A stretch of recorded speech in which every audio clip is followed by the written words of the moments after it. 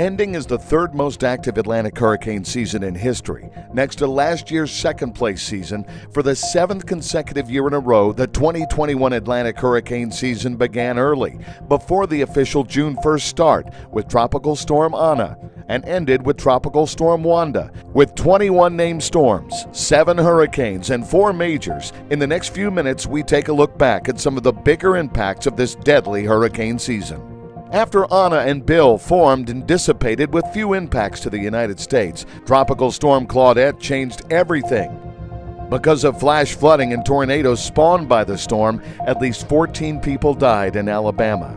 The next big tropical problem of the season was Category 1 Hurricane Elsa, setting the record for the earliest hurricane in the Caribbean Sea ever, and is the earliest fifth named storm of a season. Peaking with 85-mile-per-hour winds, Elsa broke another record, that of strongest July hurricane in the Eastern Caribbean since Emily in 2005. Then we got ground truth that we should never say it's just a tropical storm. Fred was the sixth named storm of the season, and another killer.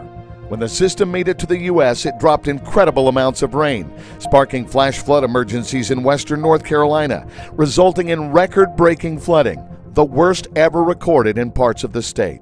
Next up, the Northeast impacts from Hurricane Henri, the first hurricane to make landfall in Rhode Island since Hurricane Bob in 1991. The rain was Henri's biggest legacy. Henri's damages were estimated at $550 million.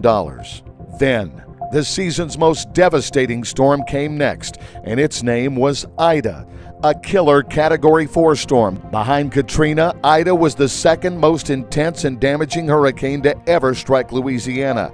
With its 150-mile-per-hour winds at landfall, Ida's path of destruction was immense. The damage was so bad in Grand Isle, Louisiana, that the area became uninhabitable when as many as 12 breaks in its sand levee led to 100% of all structures being damaged. And the storm not only destroyed property, but had an incredible impact on infrastructure.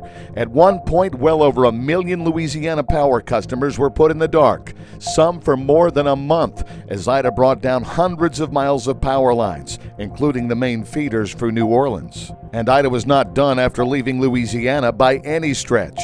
When the storm made it to the Northeast, flooding there killed many more people than in its original strike zone. At least 18 died in New York and 30 in New Jersey. The storm created havoc in Delaware and Pennsylvania too, with thousands of rescues being required in just one day.